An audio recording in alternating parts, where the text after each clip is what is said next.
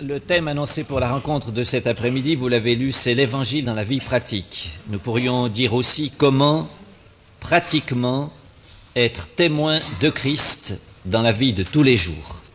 Nous espérons être pratiques, nous sommes 4 à partager ce thème, mais avec les 4 un même objectif. C'est tout d'abord donc M. Espérandieu qui prendra la parole et qui sera suivi de Robert Ferretti. Alors je laisse tout de suite la parole à Jean Espérandieu. En effet, il s'agit d'être pratique et bref. Alors j'espère qu'avec le secours de Dieu, je serai assez clair. Nous avons pensé, mes amis et moi, à ce livre des Actes qui montre évidemment le christianisme de la résurrection à l'œuvre, mise en pratique. Et dans les chapitres 4 à 6, cela commence par nous montrer les chrétiens, les croyants du 1er siècle remplis de la résurrection, le cœur, les yeux, l'âme, l'esprit remplis de cet esprit de résurrection, à l'œuvre d'abord dans le témoignage et dans la prière. Et j'aimerais donc m'arrêter sur ces 2 points, le témoignage, la prière. Nous savons bien qu'ils ont été extrêmement efficaces pour leur génération et pour leur monde qui n'était pas plus mauvais ni meilleur que le nôtre, qui était comme le nôtre, un monde où régnait l'apostasie religieuse, les luttes sociales et politiques, les idéologies qui s'entrechoquaient, la violence et une immoralité issue de plusieurs siècles de paganisme. C'était aussi la première grande bataille du jour de la grâce pour le salut des âmes. Nous en sommes, nous, à la dernière bataille pour le salut des âmes dans le jour de la grâce, mais les temps sont identiques et ne pensons pas que c'était plus facile pour eux ou que nous soyons dans une situation plus compliquée. C'est pour dire que ce que nous lisons dans ce livre des Actes, des armes efficaces qu'ils ont su manier sous la direction du Seigneur, elles sont aussi pour nous, parce que le Seigneur est le même hier, aujourd'hui, éternellement. Le cœur humain a besoin toujours des mêmes solutions divines, de la même solution divine, Jésus-Christ, et l'Évangile est toujours, hier comme aujourd'hui, la puissance de Dieu pour le salut de quiconque croit. Par conséquent, mettons-nous bien dans l'esprit que ce que ces apôtres, et pas seulement les apôtres, mais tous les disciples ont vécu d'un même cœur, d'une même âme, dans l'esprit de la résurrection, c'est pour nous aujourd'hui, et il faut que cet après-midi, cela se traduise par des décisions précises dans chacune de nos âmes. Je souligne d'abord les armes efficaces qu'ils avaient à leur disposition, que le Seigneur leur avait données, 2 armes efficaces, à savoir la résurrection du Seigneur et le fait de son salut unique et parfait. Il nous est dit donc dans Acte 4 qu'ils annonçaient en la personne de Jésus la résurrection des morts. Autrement dit, dès qu'ils ont été conscients de ce fait surnaturel de la résurrection de Jésus-Christ et de tout ce que cela impliquait quant aux morts moraux et spirituels qui se trouvaient autour d'eux dans ce peuple d'Israël et dans tous les peuples qui les entouraient, ils se sont opposés farouchement à l'esprit de mort qui avait régné jusque-là par le prince de la mort. Ils ont publié la délivrance des captifs par le prince de la vie qu'ils avaient rencontré, qui leur était apparu, comme on nous l'a dit encore ce matin, et aussi ils ont annoncé qu'à cause de la résurrection des morts qui devait venir pour tous, il y aurait un jugement et que par conséquent le péché ne pourrait pas rester impuni, les pécheurs non condamnés, mais que leur message était celui-ci, nous le savons au jour de la Pentecôte, sauvez-vous de cette génération perverse. Mes amis, je crois que nous avons un témoignage à rendre qui n'est plus le même que celui d'il y a 50 ou 100 ans. On pouvait plus facilement, je crois, parler autrefois de l'amour de Dieu, sans autre, sans aller plus loin. Maintenant, je crois qu'il faut, comme on nous l'a dit, aller là où se trouvent les pécheurs et leur annoncer en la personne de Jésus la résurrection des morts. c'est-à-dire leur dire d'abord que ce règne de mort qui a pesé sur eux et qui les a asservis a été rompu par Christ, qu'il y a une délivrance possible, mais qu'ils ne doivent pas rester plus longtemps dans leur état de mort, sinon ils seront jugés impitoyablement, et les exhorter à se sauver de cette génération perverse. Nous comprenons bien que ces disciples et tous ces croyants, pas seulement Pierre et Jean, l'ont fait avec une grande détermination, parce que en eux-mêmes, c'était fini des œuvres de mort. Et si pour nous, il nous faut cette même grande détermination, il nous faut aussi que soient terminées en nous toutes les influences de mort, toutes les œuvres de mort et toutes les pensées de mort que l'ennemi s'est jeté sur tout enfant de Dieu pour le paralyser et l'anéantir.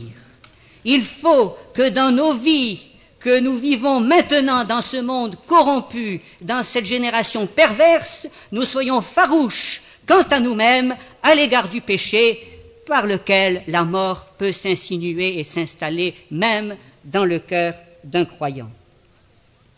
Et puis à cette grande détermination qui doit être aussi la nôtre, en vivant avec le prince de la vie, il faut ajouter ce qu'ils avaient aussi, cette grande conviction qu'il n'y a de salut en aucun autre, car il n'y a été donné sous le ciel aucun autre nom par lequel nous devons être sauvés, savoir Jésus-Christ.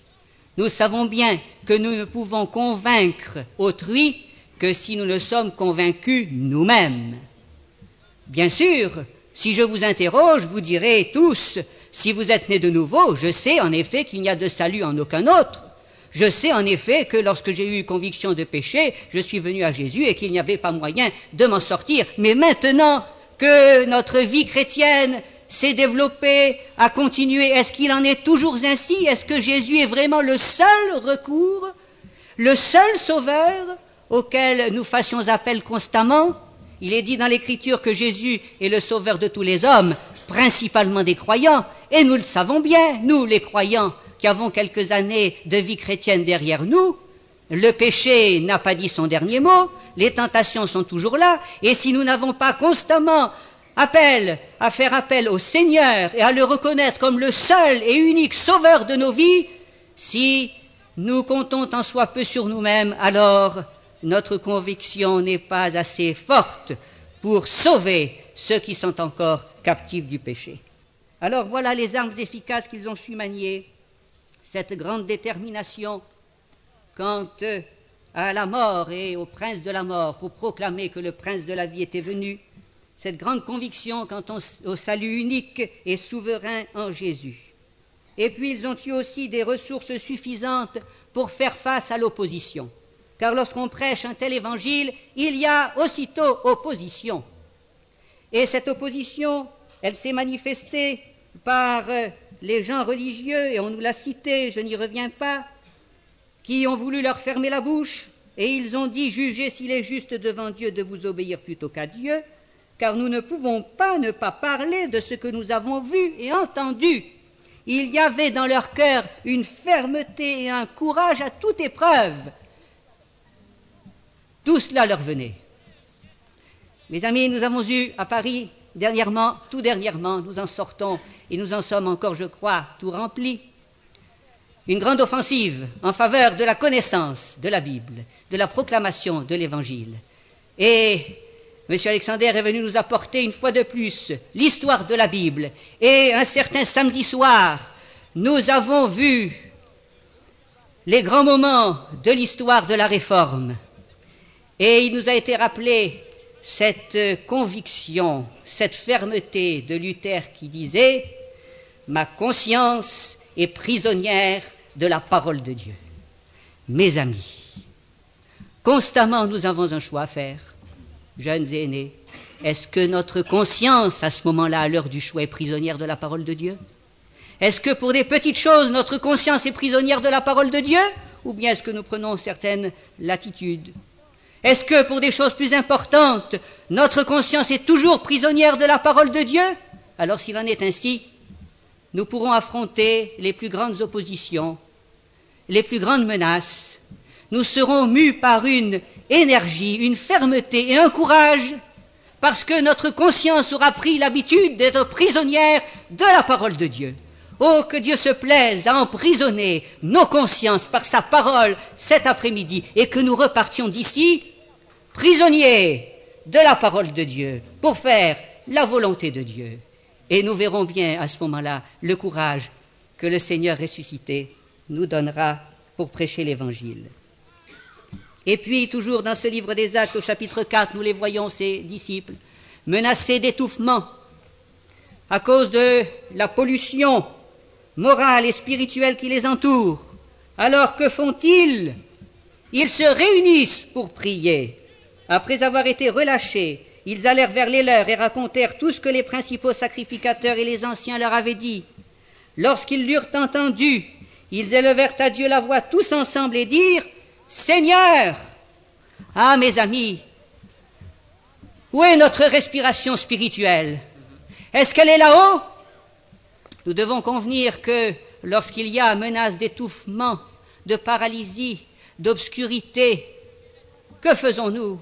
Nous allons à droite, nous allons à gauche, nous racontons à celui-ci, nous racontons à celle-là, au lieu d'élever la voix vers celui qui peut tout, qui est au-dessus de tout, à qui tout pouvoir a été donné dans le ciel et sur la terre. Ils l'ont fait, mes amis. Quel exemple! Il faut que nous repartions d'ici avec cette ferme résolution que désormais dans nos centres, il n'y a plus de réunions de prière squelettiques ou anémiques.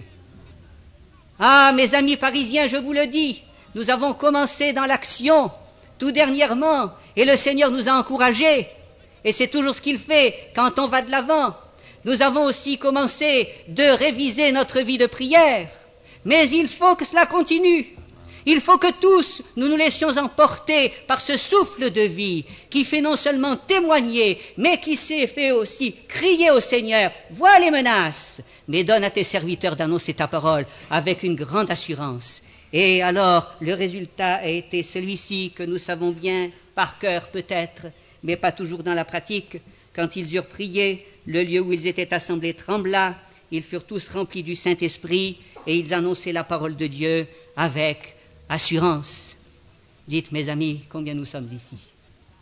Si nous sortions de cette salle remplis du Saint-Esprit, et c'est une réalité, ce peut être une réalité, si nos vies sont données, et si nous partions remplis de cette force d'en haut pour annoncer la parole de Dieu avec assurance, n'y aurait-il pas aussi des milliers de conversions comme du temps des Actes des Apôtres? Les temps n'ont pas changé, la puissance de Dieu n'a pas changé, les âmes à sauver sont toujours là, plus nombreuses qu'auparavant. Il suffit que nos vies soient données au Seigneur. Car voyez-vous, ce chapitre des Actes, il commence par nous montrer un boiteux qu'on place et qu'on porte tous les jours à la porte du temple. Est-ce qu'il y aurait des boiteux ici qu'on amène à la porte du temple, à la porte de la réunion, qu'on amène quelquefois à Pâques et qui repartent boiteux?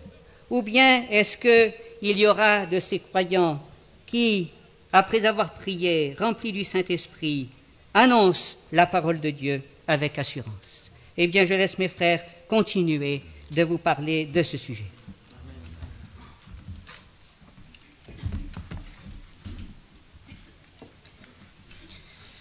Mes chers amis, M. Spérandieu a parlé de ce que la résurrection pouvait apporter dans une vie, un changement radical. Mais il est un domaine qu'il m'appartient de traiter cet après-midi, un domaine un peu particulier, et M. Favre l'a introduit en annonçant le montant de la collecte. Et j'aimerais dire pour les Français que ça se situe autour de 40 000 francs, c'est-à-dire 4 millions anciens. Il faut tout préciser parce que on encercle mieux la somme. Oui, mes chers amis, il nous est dit ceci dans l'Écriture, tout de suite après la résurrection, écoutez bien. Nul ne disait que ses biens lui appartinssent en propre, mais tout était commun entre eux. Et nous avons vu, à l'issue de cette collecte et de la réunion de ce matin, que quelque chose de l'Évangile, ou plutôt des actes, s'est réalisé parmi nous. Nous avons eu la possibilité de mettre en commun, non pas tous nos biens, n'est-ce pas, mais une petite partie de nos biens. Mais ils avaient cette particularité, ces chrétiens de l'Église primitive, de tout mettre en commun. Ah, mes chers amis, vous n'avez jamais rêvé ça? Vous savez, il y a même un parti politique qui en rêve. Si seulement. Oh, vous savez, on en rit, mais ils ont raison. C'est finalement l'aspiration de notre cœur, si on pouvait. Mais si nous lisons bien, vous avez vu ce qui est écrit? Nul ne disait que ces biens lui appartinssent en propre. Il n'est pas dit que nous devons jouir des biens des autres. C'est encore autre chose, ça. Il est dit de mettre nos biens à la disposition des autres. Il n'est pas dit que nous devons prendre, il est dit que nous devons donner. Ça, c'est formidable. Et ça, c'est le résultat de la résurrection. Et pourquoi? Eh bien, mes chers amis, si vous lisez bien votre Bible, l'apôtre Paul affirme dans l'épître aux Éphésiens, nous avons un seul Dieu, un seul Sauveur, un seul Esprit. Et puis l'apôtre Paul confirme encore, nous avons une seule doctrine, une seule foi, un seul baptême. Et puis l'apôtre Paul dit encore, il y a un seul corps, dont la tête est Jésus-Christ. S'il y a un seul corps, nous lisons ici, il n'était qu'un cœur et qu'une âme. Ça vous paraît étrange? Puisqu'il y a un seul corps, il n'y a donc qu'un seul cœur et qu'une âme. Donc, il n'y a aussi qu'une seule propriété. Il n'y a donc qu'un seul bien. Oh, vous avez été surpris. Je suis sûr que si je faisais lever la main, il y en a des quantités qui disent « Oh, moi, je ne m'attendais pas, moi, à cette collecte. » Ben, moi, je me serais attendu à plus. Alors, j'espère, mes chers amis, que vous allez pouvoir ne pas me décevoir. Écoutez, si je lis l'Écriture, je vois qu'il y a quelque chose de beaucoup plus grand encore. Bon, de toute façon, vous avez pris votre chéquier si vous avez quelque chose en cours de route. Mais allégez vos poches, mes chers amis. Ah, vous savez pourquoi Dieu a besoin de cet argent? Vous savez à quoi il est destiné? Je vais vous le dire. Il le déposait aux pieds des apôtres et il en faisait des distributions à chacun selon qu'il en avait besoin. Il y a des grands besoins dans l'œuvre, mes chers amis. Et si nous nous permettons d'insister sur ce point très pratique, c'est parce qu'il est important. Ne le sous-estimez pas. Et vous savez, je ne veux pas dire qu'on juge de la spiritualité de quelqu'un à cet unique point-là, mais c'est un point important. Un seul cœur, une seule âme. Mais oui, quand on s'est donné entièrement au Seigneur, alors on peut tout lui donner. Et puis, chose extraordinaire, nous lisons aussi, car il n'y avait parmi eux aucun indigent. Un indigent, c'est quelqu'un qui est dans le besoin. Et ces gens-là donnaient, j'ose le dire, ils donnaient tout, ils mettaient tout à la disposition des autres, et il ne leur manquait rien. Mais la réciproque est vraie. Essayez de tout garder, et il vous manquera tout. C'est vrai, mes chers amis. Moi, je me souviens, je ne sais pas si j'ose parler de moi. Une fois, c'était à Grasse, il y a des parents qui sont venus me voir pour me demander si je ne pouvais pas donner des leçons à un jeune homme. Oh là là, donner des leçons, moi. Enfin, c'était des leçons d'arithmétique, de mathématiques. Ça allait encore assez bien. Alors, je lui ai donné des leçons. Et puis, bien sûr, je n'avais pas fait de prix. Et à la fin, ses parents m'ont donné quelque argent. Et je me souviens encore, j'en ai fait des projets avec cette petite somme. Oh là là, je voulais m'acheter un magnétophone. C'était le moment où il sortait dans le commerce, mais c'était très cher. Je voulais m'acheter ceci, je voulais m'acheter cela. Et puis, la rage au cœur, j'ai apporté ça à Mademoiselle de Buren. Et je lui ai dit, tenez, mettez ça dans la caisse missionnaire. Eh bien, savez-vous que 15 jours après, on m'a fait cadeau de la même somme? Mais essayez! Essayez et vous verrez. Écoutez, vous souriez, mais écoutez ce que la Bible dit. Écoutez, c'est pas moi qui le dis, c'est la Bible. Apportez à la maison du trésor toutes les dîmes, afin qu'il y ait de la nourriture dans ma maison. Mettez-moi de la sorte à l'épreuve, dit l'Éternel des armées, et vous verrez si je n'ouvre pas pour vous les écluses des cieux, si je ne répands pas sur vous la bénédiction en abondance. Mes chers amis, nos situations sont quelquefois bloquées parce que nous bloquons cette situation. sur ce point-là. Ça, je peux vous le dire. La délivrance ne vient pas. La bénédiction, Dieu ne peut pas la donner. Pourquoi? Parce que nous sommes crispés dans un certain domaine. Ben, c'est faux. Il faut nous décrisper. Il faut faire confiance au Seigneur. Et mes chers amis, faites-le, vous verrez, ça marche. Et puis, il y a une chose aussi qui est importante. L'Écriture dit, c'est l'apôtre Paul, la piété avec le contentement est une source de gain. Oh, dans notre monde, si on voulait se créer des besoins, on n'arrêterait pas. Et puis, il faudrait que je m'achète encore ça, et puis encore ça, et puis encore ça. On peut même changer les moquettes de son appartement, autant qu'on le veut. Mais est-ce que c'est utile? Est-ce qu'il n'y a pas quelque chose de plus important? Est-ce que si on ne change pas la voiture toutes les années, est-ce que ça nuit vraiment? La piété avec le contentement. Est-ce que nous apprécions, mes chers amis, ce que nous avons? Est-ce que nous sommes prêts? Est-ce que nous sommes déjà reconnaissants pour ce que nous avons? Et est-ce que nous exprimons cette reconnaissance au Seigneur? Et puis les chrétiens, les premiers chrétiens, ils faisaient preuve de réalisme. Regardez ce que je lis. Joseph, surnommé par les apôtres Barnabas, ce qui signifie fils d'exhortation, lévite, originaire de Chypre, vendit un champ qu'il possédait, apporta l'argent et le déposa aux pieds des apôtres. Mais lui, il a commencé, il a essayé. Et je suis sûr, mes chers amis, que si nous commençons, ça marchera.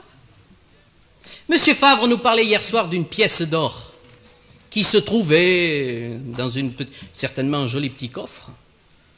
Dites, entre nous, n'en parlez pas ailleurs, hein, mais entre nous, il y en a quand même quelques-unes. Hein.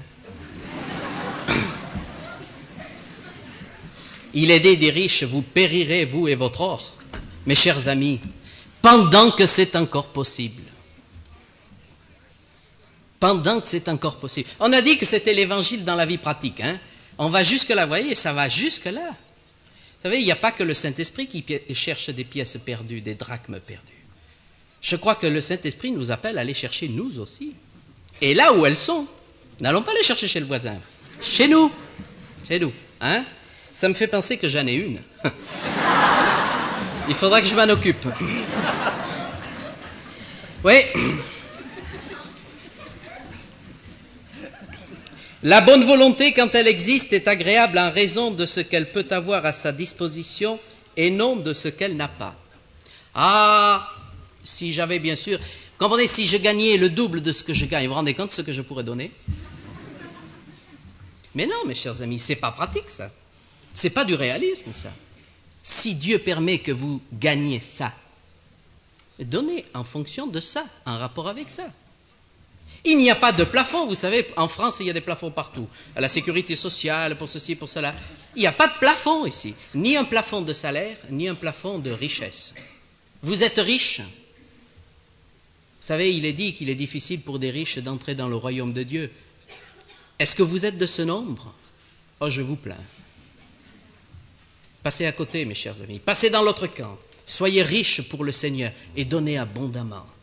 Et puis nous, qui avons si peu, je me souviens toujours d'un monsieur, je crois que c'est M. Duvanel qui parlait de ça.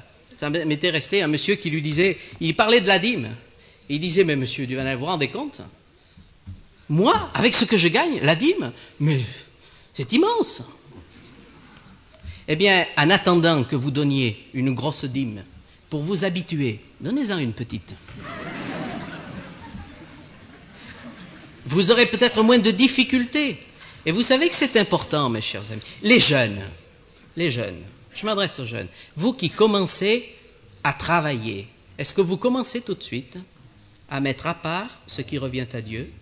N'oublions pas que si nous ne donnons pas notre dîme, c'est le minimum, Dieu est volé. Et nous ne pouvons pas être bénis, mes chers amis. Ce n'est pas possible. Bien sûr qu'il ne faut pas faire comme Ananias et Saphira. Ils ont vu que Barnabas avait vendu un champ, alors ils ont voulu vendre une propriété, en mettre plein la vue. Mais ils en ont gardé une partie.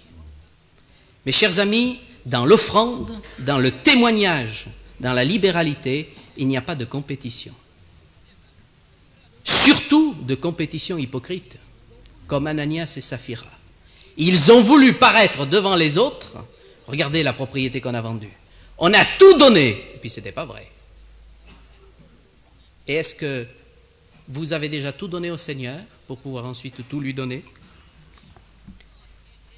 Les Macédoniens, nous est-il dit, ils étaient très très pauvres. Et ils ont donné avec abondance de riche libéralité. L'apôtre Paul parle des Corinthiens où il n'y a pas beaucoup de puissants. Je pense ni en autorité, ni en finance. Et regardez Barabbas, il avait un simple petit champ. Et il a donné. Mes chers amis, ne pensons pas encore au superflu. Mais dans notre vie, il y a une part qui doit revenir à Dieu. Donnons-la lui. Et puis j'aimerais dire quelques mots plus particulièrement aux jeunes. Je lis un passage de l'Écriture. « Car lorsque nous étions chez vous, nous vous disions expressément, si quelqu'un ne veut pas travailler, qu'il ne mange pas non plus. Nous apprenons cependant qu'il y en a parmi vous quelques-uns qui vivent dans le désordre, qui ne travaillent pas, mais qui s'occupent de futilités.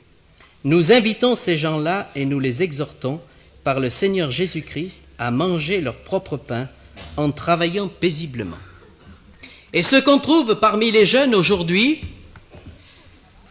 ou des jeunes qui ne pensent qu'au travail et à l'argent, ou alors des jeunes qui voudraient servir le Seigneur trop vite, des jeunes qui voudraient qu'on partage avec eux avant qu'ils n'aient appris à partager avec les autres. Je reprends le cas de Barnabas. Barnabas a été le compagnon de Paul. Il est allé ensuite prêcher l'Évangile. Mais ce qui a été déterminant pour lui, c'était de se débarrasser de ce champ. Il a donné, il s'est donné, et il a donné ce qu'il avait. Chers jeunes, si nous n'apprenons pas dans notre vie de tous les jours à donner ce qui revient à Dieu, ne nous attendons pas à ce que le Seigneur vienne nous choisir pour son service. Et je peux dire qu'il en est même aujourd'hui qui pensent que le service de Dieu peut se faire par la pratique d'une sainte mendicité, pourrait-on dire, de gens qui vivent comme ces enfants de Dieu. Vous les avez peut-être connus par-ci, par-là. Des gens qui vivent au crochet des autres. On appelle ça de véritables parasites. Mes chers amis, un chrétien, c'est du rang fort et pas du rang faible. Un chrétien, c'est quelqu'un qui a sa place dans la société et qui vit en conséquence, qui est un apport pour la société et pas un prélèvement. Et il est des quantités de jeunes qui ne veulent plus travailler aujourd'hui. Comment voulez-vous qu'ils apprennent à donner? Mais je peux vous dire, Moïse, il était derrière le troupeau de son beau-père quand Dieu est venu le chercher. Et il a travaillé. Je crois que c'est M. Anne qui travaillait dans l'entreprise de son beau-père. Et c'est là que Dieu l'a trouvé. David, il était derrière le troupeau de son père. C'est là qu'on est venu le chercher pour faire roi. Lévi, il était assis au bureau des péages. Jacques, Jean, André, Simon, ils étaient où? Dans la barque de leur père. C'est là que le Seigneur Jésus est venu les chercher. Puis je pense aussi à Élisée. Il me donne l'impression d'être un apprenti, Élisée. Il était avec la 12e paire de bœufs. Vous avez déjà labouré. C'est pas toujours facile, hein? Et je pense que s'il faisait un sillon un peu comme ça, le premier qui repassait derrière lui, il devait un peu redresser. C'était l'apprenti. Il était avec la 12e paire de bœufs. Eh bien, c'est là qu'Élie est venu le chercher. Et vous savez qu'après, il a tout offert ce qu'il avait. Mes chers amis, Dieu nous demandera peut-être une fois d'offrir notre profession, de la sacrifier. Mais encore faudrait-il en avoir une.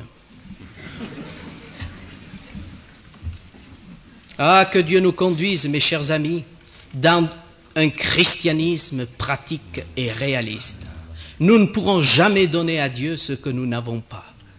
Apprenons à vivre comme Dieu nous appelle à vivre et donnons-lui ce qu'il nous appelle à lui donner.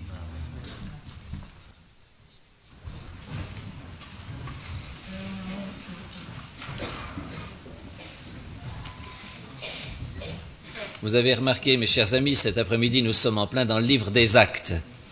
C'est pratique. Du reste, le livre des Actes, quand vous le lisez et que vous voyez ce développement extraordinaire du christianisme, il faut bien que nous comprenions que c'est le fruit direct et pratique de la résurrection. Et nous souhaitons vivement que ces journées de Pâques, où nous touchons de si près le fait de la résurrection, qu'il en résulte aussi des fruits pratiques dans nos vies, dans notre service, nos témoignages de chrétiens. Le christianisme s'est développé très rapidement et d'importantes contrées ont été conquises à la fois à l'Évangile dans le début du 1er siècle de l'ère chrétienne, par ceux qui avaient été témoins, on peut dire, de la résurrection de Jésus-Christ. Je me suis posé une question. Du reste, il y a quelques années, un ami chrétien en difficulté m'a fait cette réflexion. Le christianisme est en train de faire échec. Pratiquement, apparemment, et dans bien des domaines, c'est vrai, nous pouvons constater, nous devons reconnaître que le christianisme subit certains échecs. Ça n'est pourtant pas qu'il manque d'activité chrétienne, ou même de zèle chez de nombreux chrétiens, entre guillemets. Mes chers amis, il y a beaucoup d'activités chrétiennes, il y a beaucoup de zèle chez certains, M. Ferretti a parlé de certains précisément, mais qu'est-ce qu'il manque à ces croyants? Il leur manque ce dont parle l'apôtre Paul aux Philippiens quand il leur dit, et c'était la fin du culte de ce matin, connaître Christ et la communion de ses souffrances, et la puissance de la résurrection. Mais mes chers amis, si comme croyants, nous voulons nous épargner cette communion des souffrances de Christ, nous ne pouvons pas connaître la puissance de la résurrection et par conséquent, nous ne pouvons pas, on peut dire, aider le christianisme dans ses conquêtes. Je crois que c'est un fait fondamental et il nous faut nous en souvenir. Que faire donc pour être un témoin conquérant puissant? Et là encore, je vais essayer d'être pratique. Ouvrez avec moi peut-être votre Bible dans le livre des Actes, c'est quand même le moment qu'on ouvre la Bible cet après-midi. Actes chapitre 4.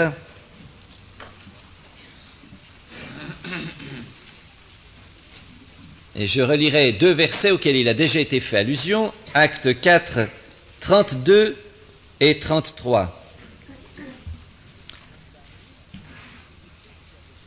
La multitude de ceux qui avaient cru n'était qu'un cœur et qu'une âme. Nul ne disait que ses biens lui appartinssent en propre, mais tout était commun entre eux. Les apôtres rendaient avec beaucoup de force témoignage de la résurrection du Seigneur Jésus, et une grande grâce reposait sur eux tous. Il y a dans ces 2 versets 2 catégories de gens.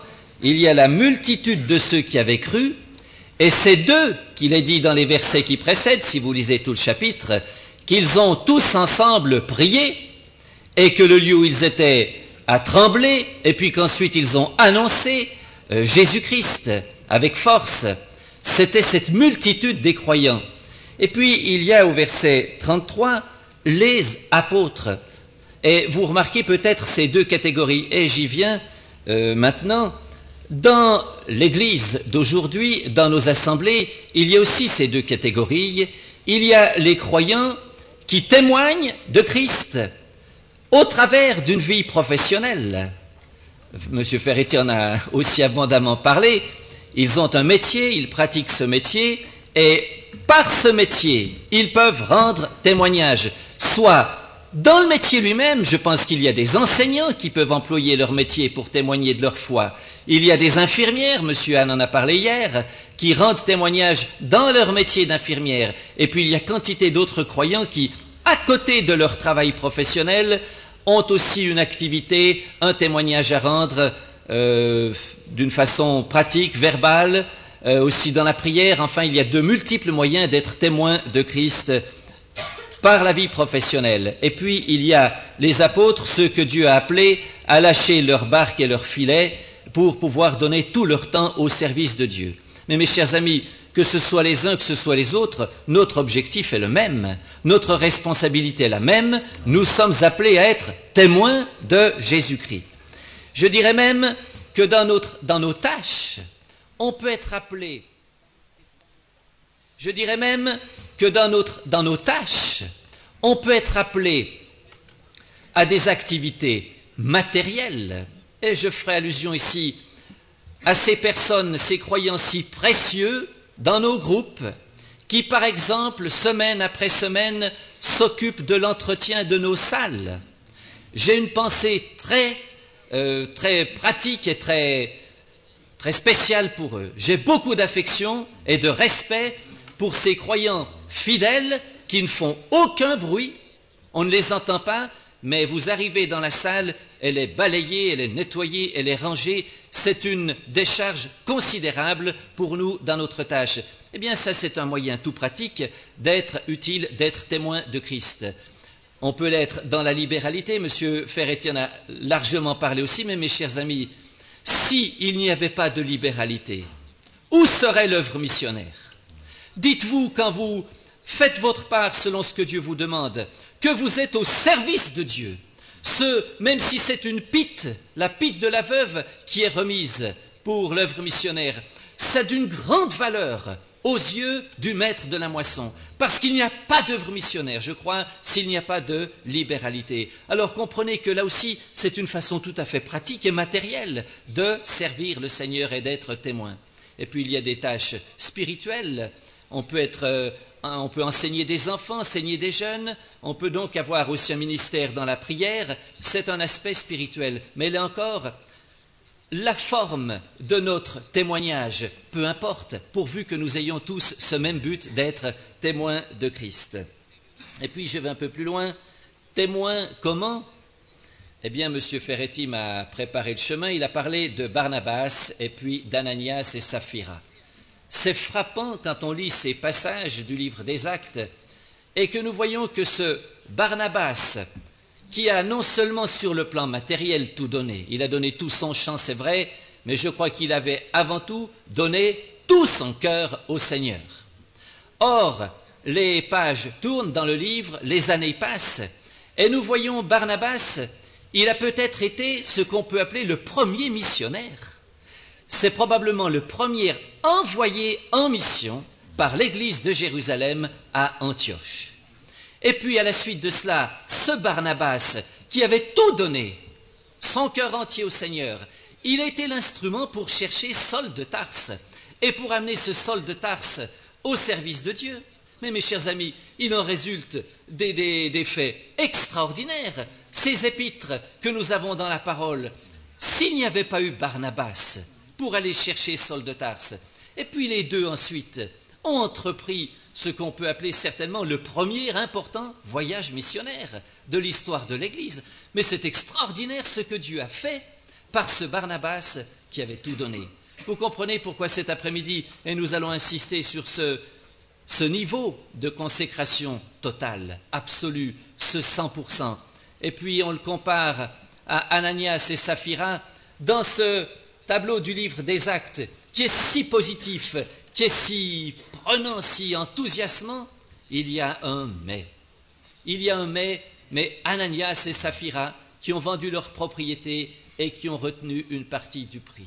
Et mes chers amis, je crois que c'est là peut-être notre préoccupation pour chacun de nous croyants. Y a-t-il parmi nous des enfants de Dieu qui certainement désirent être témoins de Christ dans leur génération, mais qui, comme Ananias et Saphira, retiennent une partie du prix? Et je ne pense pas ici seulement à l'aspect matériel, mais surtout à l'aspect intime, à l'aspect spirituel. Il y a des vies qui ne sont pas totalement livrées au maître de la moisson. Et qu'est-ce qu'il en est résulté pour Ananias et Saphira? Là encore, le livre des Actes nous montre cette tragédie. Ils sont morts l'un et l'autre. N'allez pas penser que par là je fais des menaces de mort à ceux qui n'auraient pas entièrement livré leur cœur au Seigneur. Mais mes chers amis, soyons réalistes. N'y a-t-il pas des moments dans la vie, n'y a-t-il pas des croyants dont on peut dire qu'ils sont comme au point mort sur le plan spirituel? Ils sont arrêtés dans leur vocation, il n'y a plus rien qui tourne, ça ne marche pas, ça n'avance pas. des chrétiens qui tournent en rond, ils sont point morts. Ce n'est pas physiquement la mort. C'est sur le plan spirituel, c'est sur le plan pratique. C'est le point mort. Eh bien, mes chers amis, que nous puissions comprendre tout ce que cela a aussi comme répercussion. Pouvons-nous nous étonner si le christianisme subit des échecs quand il y a des croyants qui en sont là, mes chers amis, et qui sont parfois très nombreux, bien que le Seigneur souligne pour chacun de nous ce point très important. Ceci, j'aimerais encore souligner ce détail concernant Ananias et Saphira, et peut-être que c'est important aussi de souligner ce petit détail. C'est un couple. C'est un couple.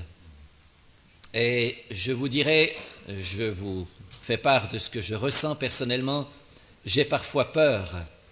En voyant se former des couples, je me réjouis de voir se former des couples, mais j'ai peur qu'après que ce couple d'enfants de Dieu soit formé, on a fait partie du corps des porteurs d'armes dans l'action biblique, on a fait une session à l'école biblique, ça a bien marché jusque-là, et il semble qu'après, il y ait comme un arrêt. C'est le point mort. Est-ce que c'est normal, mes chers amis? Est-ce qu'il n'y a pas parmi nous des couples qui, comme Ananias et Saphira, retiennent une partie du prix? Le Seigneur voudrait que nous donnions le 100% de nos vies et nous retenons dans un domaine ou dans un autre. Eh bien, que Dieu nous montre cet après-midi d'une façon très pratique, et quel que soit l'âge du couple que nous formons, quelle que soit peut-être la situation, et je pense aussi aux couples en formation, et il y a de l'espoir, il y a des possibilités formidables pour vous, les jeunes, comme couple consacré au Seigneur. Il y a des possibilités merveilleuses, mais c'est le 100% qui doit être donné, et il ne faut pas qu'il y ait un prix retenu. Témoin, comment? Nous l'avons vu, et maintenant témoin, où? Et dans le livre des Actes, nous avons la réponse. Si je vous posais la question, où est-ce que le Seigneur a demandé à ses disciples d'être témoins? Dans le livre des Actes, vous pourrez me répondre très facilement. Si vous connaissez l'adresse télégraphique de l'école biblique de Genève, Acte 1:8, vous recevrez une puissance, le Saint-Esprit survenant sur vous, et vous serez mes témoins à Jérusalem, dans la Judée, dans la Samarie et jusqu'aux extrémités de la terre. Tout est prévu dans le plan de Dieu. Être témoin où? Eh bien, être témoin là où Dieu nous appelle à être. Je sais qu'il y en a qui désirent partir au loin, peut-être pas jusqu'aux extrémités de la terre, Dieu a d'autres plans. Ils désirent partir et il semble qu'ils sont comme retenus, non pas peut-être à Jérusalem, le Seigneur a permis qu'ils aillent jusqu'en Judée, et puis là ils patientent, désireux de servir Dieu, désireux de partir, et puis la porte semble ne pas encore s'ouvrir. Que Dieu les bénisse, ceux qui ont ce désir de partir, qui savent que Dieu les appelle à aller au loin.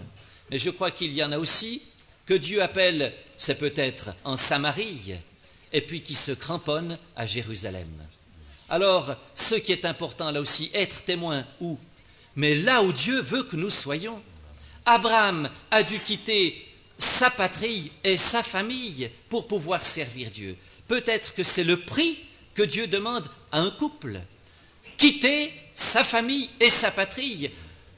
Jérusalem, on y était très bien, on était nombreux, mais les croyants ont dû partir de Jérusalem. Certains y restaient, mais les autres allaient en Judée, les autres en Samarie, jusqu'aux extrémités de la terre. Mes chers amis, que là encore, dans le plan de Dieu, nous soyons à la place où Dieu nous veut. Et j'aimerais là encore être très pratique et entrer dans les faits. J'ai été pendant plus de 8 ans dans l'Est de la France.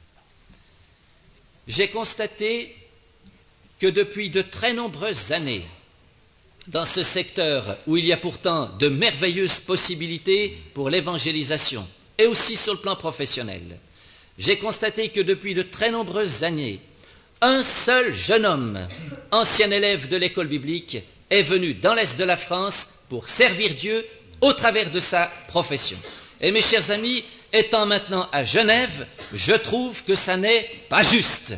Il semble qu'il y a dans l'œuvre de l'action biblique des centres où il y a surnombre et des centres où il y a au contraire sous-nombre.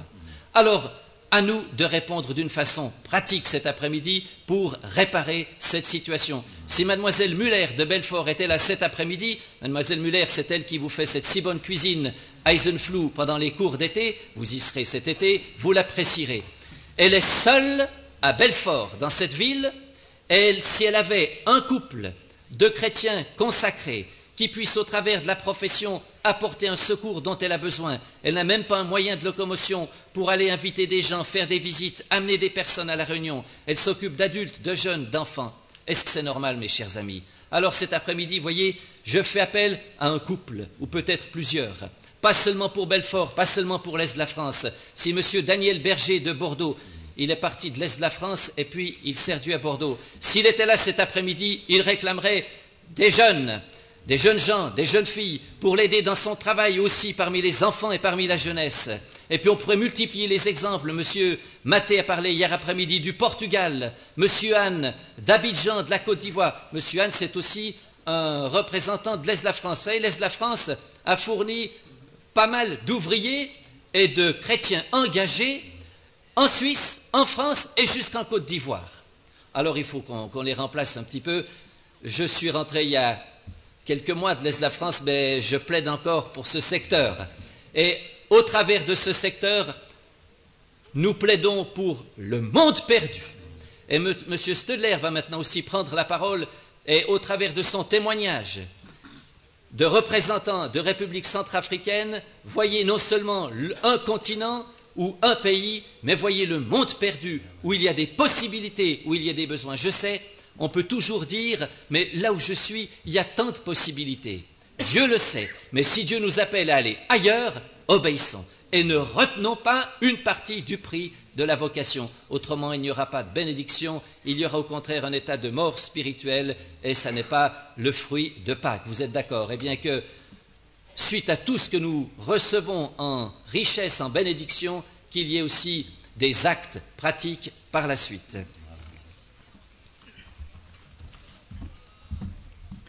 Je ne sais pas si vous avez remarqué cet après-midi que mes camarades ont commencé par déposer leur montre sur la table. Comme je suis le dernier, je ne le fais pas. Je n'ai personne derrière moi. Excusez un petit peu ma voix un petit peu forte, vous n'avez qu'à, dans la cabine technique, baisser si c'est nécessaire, mais il m'est difficile de parler doucement. J'ai pris le pli en Afrique et je ne veux pas l'abandonner. Parce que si je l'abandonnais, eh bien ça serait grave parce que nous n'avons pas toujours des micros pour annoncer l'Évangile. Cet après-midi, j'aimerais tout d'abord vous apporter toute l'affection des frères et des sœurs centrafricains et des missionnaires que vous connaissez à Yaloké. Plusieurs personnes m'ont posé la question, est-ce que Madame Stedler n'est pas là? Eh bien non, elle n'était pas là. Elle était là il y a 2 ans. Alors qu'est-ce qu'il y a? Est-ce que vous commencez de prendre l'habitude de ces couples très riches qui n'osent plus voyager tout seuls pour préserver l'héritage? La réalité n'est pas tout à fait la même. Mais nous annonçons cet après-midi l'Évangile dans la vie pratique. Et si vous laissez l'Évangile travailler dans votre vie, vous verrez que vous n'êtes plus libre de diriger votre vie comme vous l'entendez.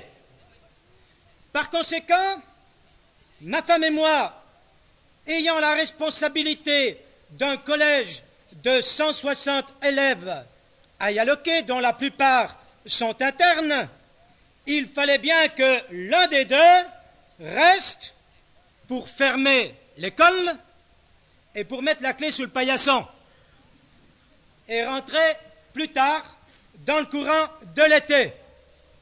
Ma femme, je le sais, est parfaitement capable de terminer l'année scolaire seule avec l'aide de l'équipe des 3 jeunes que nous avons le plaisir d'avoir à Yaloké. Mais puisque je parle de ma femme, je puis le dire, elle n'est pas là.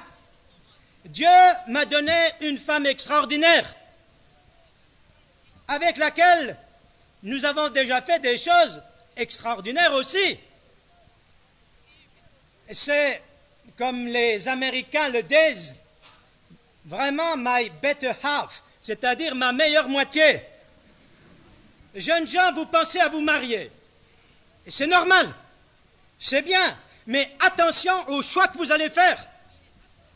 Suivant que le choix que vous ferez, vous ne vaudrez plus que 50%, ou même, je dire presque zéro. Mais si vous faites le bon choix, vous allez valoir 200%. Et c'est ce que nous désirons pour chacun d'entre vous.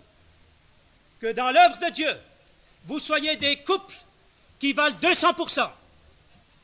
Il y a exactement 30 ans que je n'avais pas eu le privilège d'assister au cours de Pâques. Et quand j'ai dû prendre la décision de revenir brusquement en Suisse, je me disais, je voudrais pouvoir être à Pâques. Mais il y avait des obstacles, je n'avais même pas de passeport 2 jours avant le départ. Quand le jour de départ est arrivé, il n'y avait pas d'avion, parce que l'avion que je devais prendre, un camion avait fait un trou dans le fuselage. Et ça ne se répare pas avec du chewing-gum. Ça prend du temps. 48 heures de retard, je suis quand même arrivé à temps. Et je crois que c'était nécessaire pour vous dire ce qui s'est passé chez moi il y a 30 ans. Il y a 30 ans, c'était en 1945. Nous terminions une longue guerre. Je venais de passer plusieurs années sous l'uniforme. Et quand je suis venu à Pâques, j'étais à un carrefour.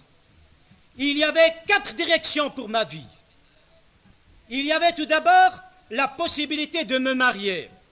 Il y avait déjà un certain nombre d'années que nous étions fiancés et nous avions dit, à la fin de la guerre, nous nous marions. C'est normal, n'est-ce pas? Il y avait une deuxième possibilité. On venait de me proposer de devenir officier instructeur dans l'armée suisse. C'était tentant. Les jeunes, et moi j'aimais ça. J'espère que vous n'êtes pas antimilitariste. De toute façon, je n'ai pas poursuivi, je n'ai pas une grosse casquette sur la tête cet après-midi. Il y avait une autre possibilité, nous terminions avec M. Dubois un cours à l'université qui nous donnait la possibilité d'être enseignant dans le canton de Neuchâtel. Puis il y avait une 4e possibilité, et je savais que c'était celle-là que je devais choisir. C'était Émile Gaulet qui, du Caire, m'écrivait « Jean-Louis, j'ai besoin d'un remplaçant au Caire. Il faut que je rentre. » Mais il y avait une condition. Le collège, qui était d'accord de m'accepter, me voulait célibataire. Que fallait-il faire? J'étais déjà très engagé dans le service de Dieu. Je ne dis pas qu'il n'y a pas eu d'hésitation, mais j'ai vu qu'il n'y avait qu'une chose à faire. C'était une consécration totale. Et de partir sans sa fiancée. On l'a retrouvée. Il y a pas très longtemps, quelques années, un jeune homme qui me disait « Mais je ne peux pas laisser ma fiancée ici. » Je lui ai dit « Mais elle ne va pas s'envoler. Et si elle s'envole, c'est qu'elle n'était pas pour toi. » C'est vrai. Si vous ne pouvez pas attendre 1 année ou 2 ans, eh bien, ce n'est pas le choix que Dieu a fait pour vous. Car au service de Dieu, mes amis, je crois, et je le dis de plus en plus, c'est tout ou rien. Ce n'est pas la politique des petits pas du docteur Kissinger.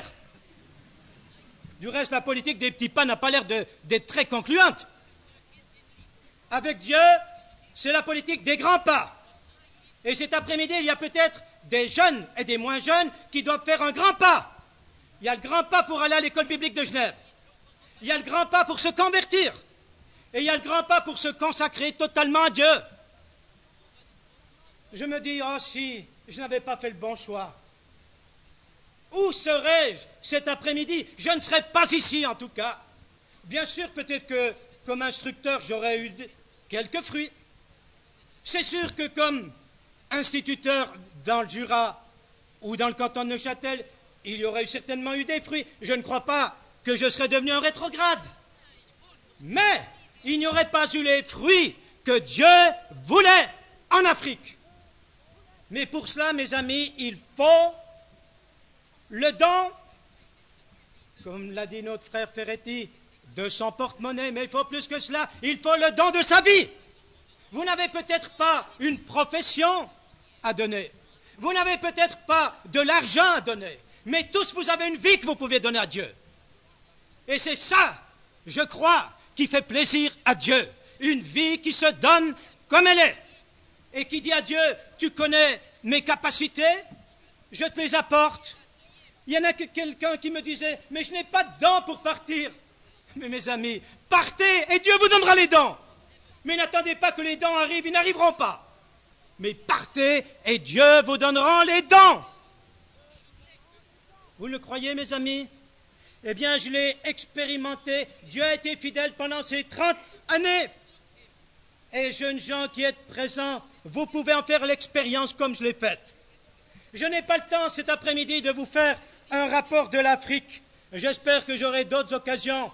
J'aimerais pouvoir vous voir à d'autres occasions dans vos centres, peut-être dans les mois qui vont suivre, pour vous parler des besoins de la République centrafricaine. Mais j'aimerais peut-être résumer la situation de l'Afrique par 2 mots.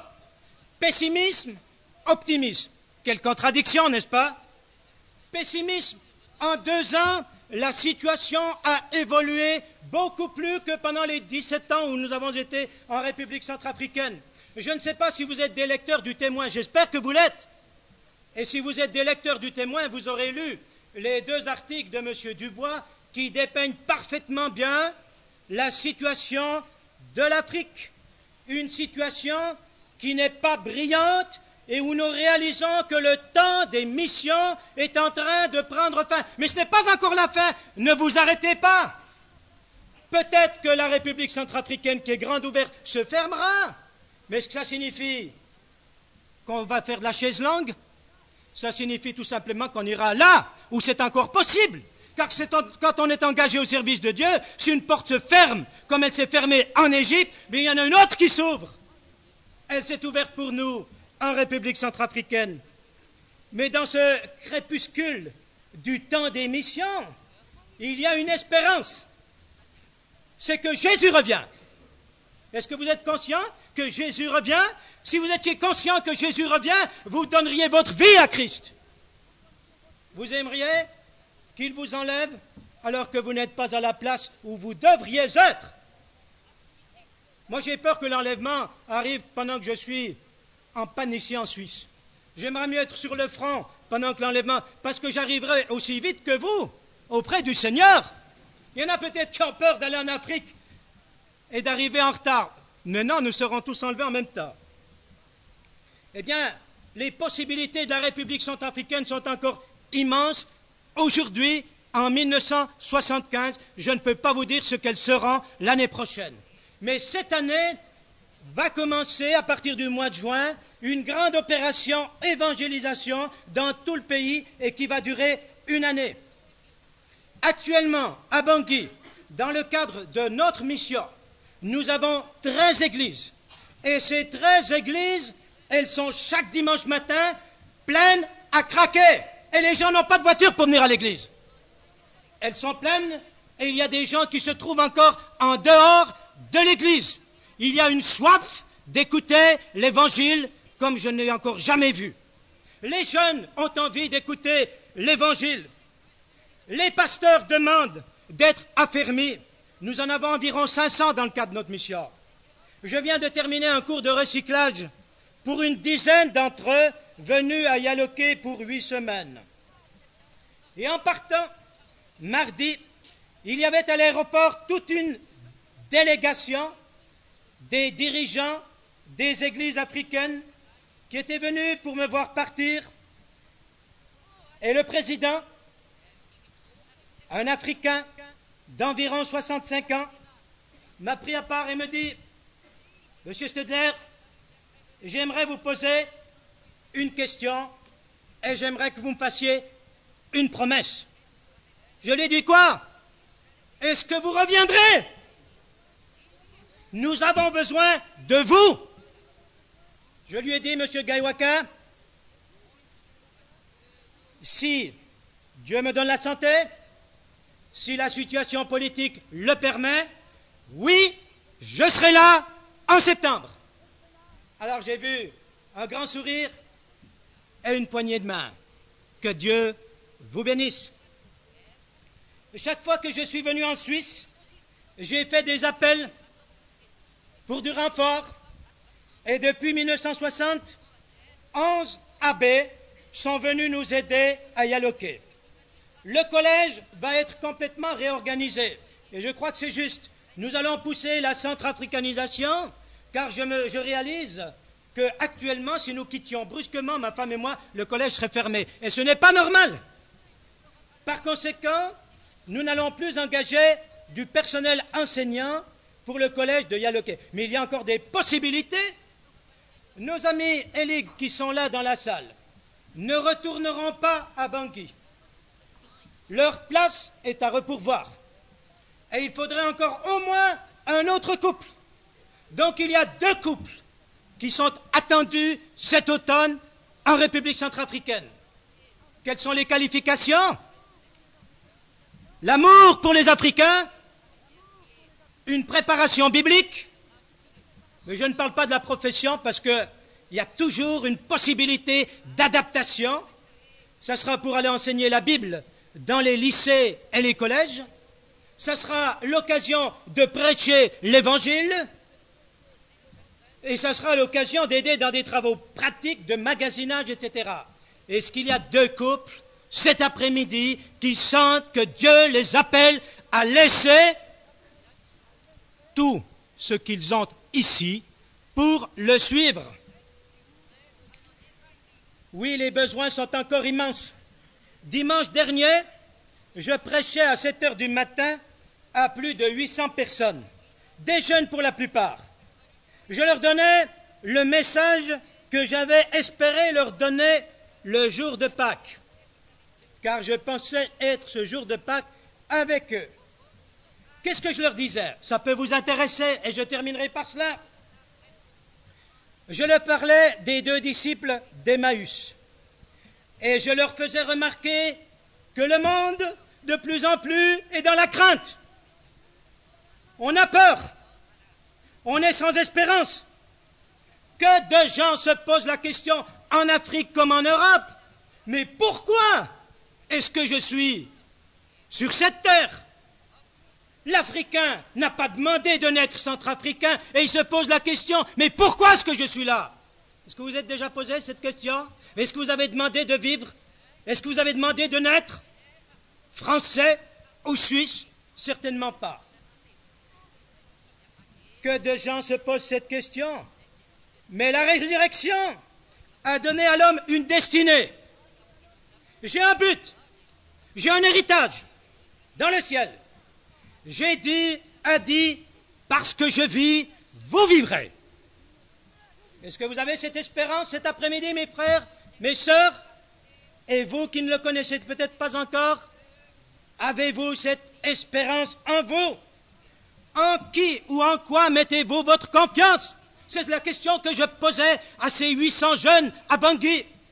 Il y en a qui répondront dans le sport. Oui, le sport est à la mode aujourd'hui. J'ai mis un certain temps ma confiance aussi dans le sport. Et je crois qu'il est bon de pratiquer du sport. Mais quand votre corps aura été bien formé, que ce sera vraiment un corps de l'athlète, eh bien, offrez-le au Seigneur. Et vous verrez qu'avec un corps qui est solide, vous allez pouvoir faire davantage pour le Seigneur. Par conséquent, je ne suis pas contre le sport, mais il arrive un jour où on n'arrive plus à courir après la balle, c'est la balle qui court après nous. Ah, vous verrez ça. Il y a des gens aujourd'hui probablement qui sont suspendus quelque part là, dans la montagne, accrochés à une corde, faisant des ascensions stupides quelquefois. Et Dieu voudrait vous attacher à une corde formidable. Et avec lui, si vous êtes attaché à cette corde, vous allez faire des ascensions. Vous avez lu quelques-uns des rapports qu'écrit ma femme? La vie missionnaire, elle n'est pas monotone. Il y en a qui pensent que c'est monotone. C'est plein d'imprévus. Je trouve même qu'il y en a un peu trop. Je préférerais, quelquefois, je dis à ma femme, retrouver une vie pantouflarde. Il y a peut-être des pantouflards parmi nous, mais il y en a qui voudraient sortir de leurs pantoufles. Et mes amis, laissez-vous attacher par la corde de Dieu. et il vous entraînera. Est-ce que c'est dans la famille que vous avez peut-être mis votre confiance? Un jour, vous devrez vous séparer de vos enfants. Et j'en parle par expérience, et je vous dirai que ce n'est pas facile.